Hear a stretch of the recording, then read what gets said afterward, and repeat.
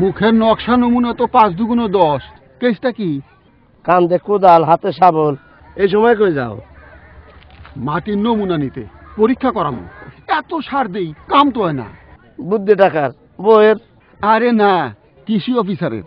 এই কথাটাই বললাম নৌকায়, সে কি বললো?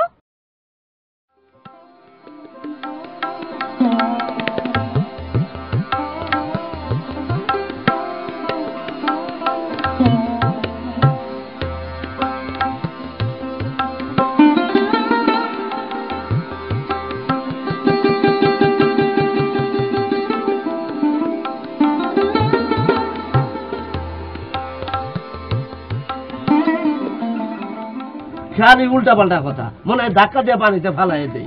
মাটির কি সর্দি না জ্বর যে তার পরীক্ষা করাইতে হইব?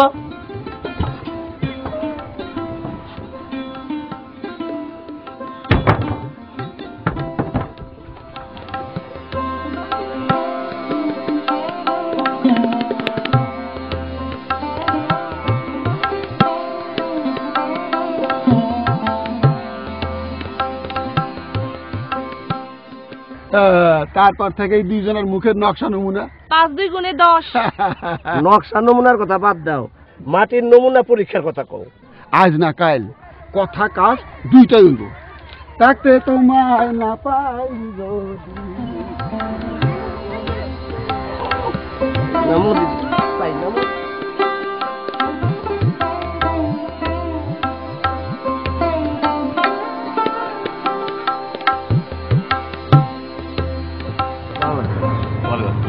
কৃষি অফিসারদের পরামর্শ অনুযায়ী আপনারা যারা মাটির নমুনা নিয়ে এসেছেন সেগুলো পরীক্ষা করে আমরা আজই ফলাফল জানিয়ে দেব।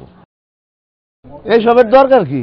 ফসলের পুষ্টি চাহিদা এবং মাটির উর্বরতা অনুযায়ী সার দেবার জন্যেই মাটি পরীক্ষা করা দরকার। এতে মাটি বেশি দিন উর্বর থাকবে এবং ফলনও বেশি পাওয়া যাবে। পরীক্ষা হইব কোনখানে? কেন? আমাদের এই ভ্রাম্যমাণ মাটি পরীক্ষাগারে। অবশ্য আমাদের স্থায়ী পরীক্ষা কেন্দ্রও আছে, সেখানেও মাটি পরীক্ষা হয়। শুধু কি ধান আর গম? এটি শুধু ধান বা গমের জন্য নয়, সবজি, ফলমূল সব ফসলের জন্য। মাটি পরীক্ষা করে সুষম মাত্রায় সার ব্যবহার করলে জমির উর্বরতা বাড়বে, ফসল ঠিকঠাক পুষ্টি পাবে, গুণাগুণ বাড়বে, আর সারের অপচয় কমবে।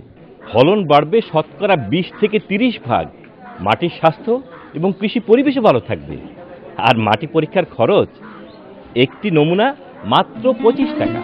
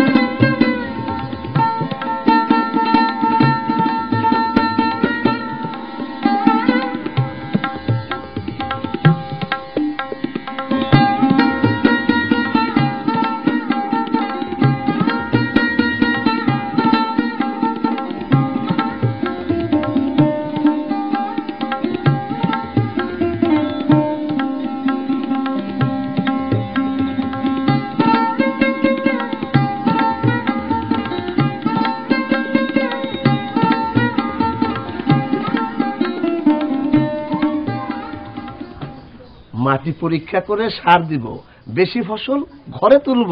দরকার কি? মাটি বাঁচলে কৃষক বাঁচবো, কৃষক বাঁচলে দেশ বাঁচবো।